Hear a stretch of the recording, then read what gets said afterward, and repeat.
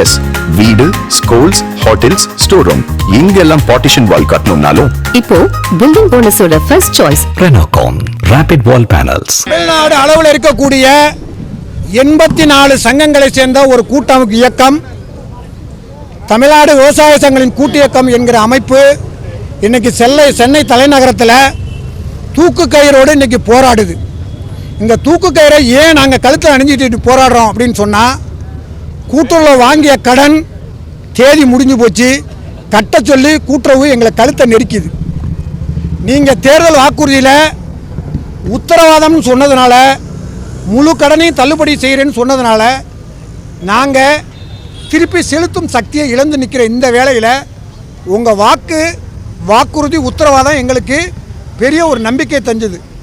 ஆனால் நீங்கள் சொன்னபடி இன்றைக்கி செய்யாமல் சிறு விவசாயி, குறு விவசாயி, பெரிய விவசாயிங்கிறதெல்லாம் நிலத்தின் அடிப்படையில் தான் இது வரைக்கும் நடைமுறை. ஆனால் ஒரு புதிய சட்டத்தை இன்றைக்கி உருவாக்கி 17 வகையான நெறிமுறைகளை கொடுத்து எங்கள் கழுத்தை நெருக்கிறீங்க, தூக்கு கயிறுக்கு இணையான உங்களுடைய அறிவிப்பு இருக்குங்கிறதுக்கு தான் இன்றைக்கி நாங்கள் அதை வலியுறுத்தி இதை செய்கிறோம்.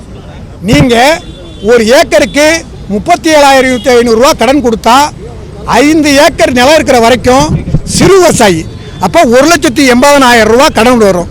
ஆனால் நீங்கள் 1 லட்சம் ரூபா வரைக்கும் சொல்லாமல் 75,000 ரூபா வரைக்கும் முழு தள்ளுபடியும், 75,000 ரூபாய்க்கு மேலே போனால் பாதி தள்ளுபடின்னு சொல்கிறீங்க. அப்போ நீங்கள் சொன்ன வாக்குறுதி பொய்யா போச்சு. அதனால் எங்கள் கழுத்து குரல் வலை நெரிக்கப்படுது. வட்டி ஏறி போய் கூட்டுறவுக்காரன் பூரா எங்கள் வீட்டு வாசலில் வந்து நிற்கிறான், கடனை கட்டுறியா இல்லை அபராத வட்டியா அப்படின்னு கேட்குறான். இந்த சூழ்நிலையில் நீங்கள் உண்மையிலேயே இதுவரைக்கும் தமிழ்நாட்டில் இருந்த அத்தனை அரசுகளும் நிலத்தின் அடிப்படையில் தான் தள்ளுபடி ஈடு செய்கிறத அறிவிச்சிங்க. இப்போ மட்டும் நீங்கள் ஒரு புது சட்டம் கொண்டாந்துருக்கீங்க. இதுதான் மாற்றமா? சிறு விவசாயினா 5 ஏக்கர் நிலம் இருக்கிற வரைக்கும் சிறு விவசாயிங்கிறது தான் சட்டம்.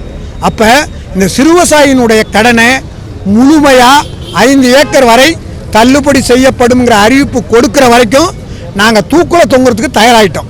இன்றைக்கி முதல் கட்டம் நீங்கள் அறிவிப்புப்படி செய்யணும் அப்படிங்கிறதா இன்றைக்கி எச்சரிக்கை. ரெண்டாவது, 3 இட்லி சாப்பிட்டீங்கன்னா 2 இட்லி டெல்டா மாவட்டத்திலேருந்து வரக்கூடிய இட்லி காவிரி படுகை இட்லி. இன்றைக்கி காவிரி படுகை கருகுது, குறுவை சாகுபடி இல்லை, கர்நாடகம் தண்ணியை திறக்கலை, நடுவர் ஆணையம் காவிரி மேலாண்மை ஆணையம் பல்லில்லாத ஆணையம் 5 ஆண்டுகள் உத்தரவிட்டிருக்கு. ஒரு முறை கூட தமிழகத்துக்கு உரிய பங்கு நீரை திறந்து விடலை. இந்த சூழ்நிலையில் நீங்கள் வாழ்க்கையிலேயே தமிழக வரலாற்றிலேயே அனைத்து கட்சிகளும் சேர்ந்து நடுவர் மன்றம் அமைக்கணும்னு சொன்னீங்க பாருங்கள், அப்போ தான் எங்களுக்கு ஒரு நம்பிக்கை வந்துச்சு. ஆனால் 3ஆவது நாளே 4 அரசியல் கட்சிகள் சேர்ந்துக்கிட்டு நீங்கள் அடித்த போராட்டம், நடந்த நாடகம் எங்களை இன்றைக்கி தூக்கு போட வைக்கிது. கர்நாடகத்தில் காவிரியின் குறுக்கே மேகதாட்டில் அணை கட்டுனா டெல்டா பாலைவனமாக போகும், மேட்டூர் அணை அழிந்து போகும், கல்லறை தான் தெரியுங்கிறது தான் இந்த பின்னால் நாங்கள் காமிச்சிருக்க படத்தில் இருக்கிற கல்லறை.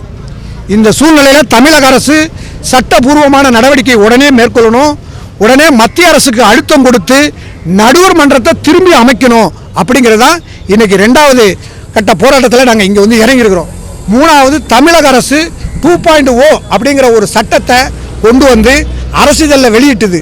அதனால் உழவர்களை 2.0 திட்டப்படி உழவர் அலுவலர் தொடர்பு திட்டத்தை முழுமையாக நிறைவேற்றணும்னு சொல்லி தான் இன்றைக்கி இந்த கண்டன ஆர்ப்பாட்டம், தூக்கு கயிறு போராட்டம் நடக்குது. தூக்கு கயிறு போராட்டம் நாங்கள் கையில் எடுக்கிறோன்னா ஏதோ விளம்பரத்துக்காக இல்லை, எங்களுடைய கழுத்தை வட்டியும் முதலும் நெருக்கிது. ஒரு டன்னு 1 கிலோ 25 ரூபாய்க்கு நெல் எடுக்கிறீங்க. ஆனால் 1 கிலோ உற்பத்தி செய்கிறதுக்கு 40 ரூபா செலவான நிலையில் 1 கிலோவுக்கு 15 ரூபாயை நாங்கள் இழந்துக்கிட்டு இருக்கோம். ஒரு டன்னுக்கு 15,000 ரூபாய். போன வருஷம் 67 லட்சம் டன்னு நீங்கள் வந்து கொள்முதல் பண்ணியிருக்கீங்க. இந்த வருஷம் 67 லட்சம் டன்னு ஆகுமா? ஆகாது. எல்லினோன்னு சொல்லுவீங்க தப்பிச்சுக்கிறதுக்கு, அது வரல. தண்ணி கொடுத்தா 7 லட்சம் ஏக்கரில் குறுவை. இந்த ஒட்டுமொத்த தமிழ்நாட்டினுடைய 8 கோடி மக்களுக்கும் உணவு நடக்கும். அந்த உணவு உத்தரவாதத்தை காப்பாற்றுறதுக்கு அரசாங்கம் மத்திய பிரதேசத்தில் இன்றைக்கி அறிவிச்சிருக்கிற மாதிரி நீங்கள் ஈடு செஞ்சு உழவர்களை காப்பாற்றணுங்கிறதுக்கு தான் இன்றைக்கி இந்த கண்டன ஆர்ப்பாட்டம். அதாவது நிலத்தடி நீரை கொண்டு மட்டும் 1.5 லட்சம் ஏக்கர் பண்ணியிருக்கு. போன வருஷம் இலக்கு 6 லட்சம், 7 லட்சம் ஏக்கர் குறுவை சாகுபடி நடந்தது. மொத்தத்தில் டெல்டா மாவட்டங்களில் 18 லட்சம் ஏக்கரில் சம்பா குறுவை சாகுபடி நடக்கும். திருப்பி இந்த குறுவை முடிஞ்ச பிறகு இந்த 18 லட்சம் ஏக்கர்லையும் சம்பா சாகுபடி நடக்கும். அப்போனா 18 7 25 கிட்டத்தட்ட 26லேருந்து 28 லட்சம் ஏக்கரில் குறுவை சாகுபடி சம்பா சாகுபடி தாளடி நடக்கும். இது இன்னைக்கு முடங்கி போய் கிடக்கு. ஒரு ஏக்கரில் நெல் நடலைன்னா 2.5 டன் உற்பத்தி கிடையாது. ஒரு ஏக்கரில் மனித உழைப்பு நாட்கள் 35 நாள். நீங்கள் 100 நாள் வேலை கொடுத்து என்ன கிழிக்கிறது? நீங்கள் கொடுக்குறது யாருக்கு? வேலையே செய்ய முடியாதவனுக்கு கொடுக்குறீங்க. ஆனால் வேலை செய்யணும்னா அவனுக்கு குறைந்தபட்சம் இன்னைக்கு ஊதியம் 800 ரூபாய் இருக்குது. ஆனால் அரசாங்கம் விதிச்சிருக்கிற 375 ரூபா மத்திய அரசினுடைய விலைப்படி பார்த்தா எங்களுக்கு ஒரு ஏக்கருக்கு 65,000 ரூபாய் வந்து நீங்கள் கடனாக கொடுக்கணும், உறுதிப்படுத்தணும்.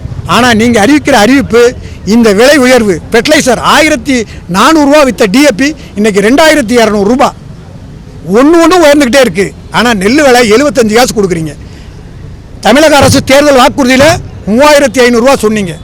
1/9 3500 ரூபா விலை கொடுக்கணும். அதை பற்றி நீங்கள் இதுவரைக்கும் எதுவுமே வாய் திறக்கலை. குறைந்தபட்சம் எங்களுக்கு நீங்கள் எந்த சலுகையும் கொடுக்க வேண்டாம். உங்களுடைய பே கமிஷன் படி 6வது பே கமிஷன் என்ன நிர்ணயம் பண்ணுதோ அது மாதிரி எங்களுக்கும் விலையை நிர்ணயம் பண்ணுங்க, காசை கொடுங்க, கொள்முதல் பண்ணுங்க. நாங்கள் உங்கள்கிட்ட எந்த இடமும் கேட்க மாட்டோம், தள்ளுபடி கேட்போம். சம்பா 1/8 துவக்கணும். டெல்டா மாவட்டங்களில் 1/8ங்கிறதுக்கு இன்னும் 25 நாள் தான் இருக்குது. இந்த 25 நாளில் தண்ணீர் வருவதற்கான வாய்ப்பே இல்லை. சரி, மழை பொழியுமா அப்படின்னா இது வரைக்கும் கர்நாடகாவில் மழை பொழியல, கேரளாவிலையும் மழை பொய்த்து போச்சு. இப்போ இந்த சூழ்நிலையில் தமிழகத்தினுடைய நிலை என்ன, உழவர்களுடைய நிலை என்னங்க தான் இன்றைக்கி கேள்வி. அதைத்தான் நாங்கள் உணர்த்து விதமாக எங்களுக்கு முதல்ல கூட்டுறவு கடனை தள்ளுபடி பண்ணி தான் தூக்க தூக்கிடும். இல்லை, புதிய அரசு நம்பிக்கை ஏற்படுத்தணும்னு நினைச்சோம். இதுவரைக்கும் அந்த நம்பிக்கைக்கான ஒரு கீற்றை கூட காமிக்கல. தலைவர் தமிழ்நாடு விவசாயிகளின் கூட்டு இயக்கம் காவிரி தனபாலன்.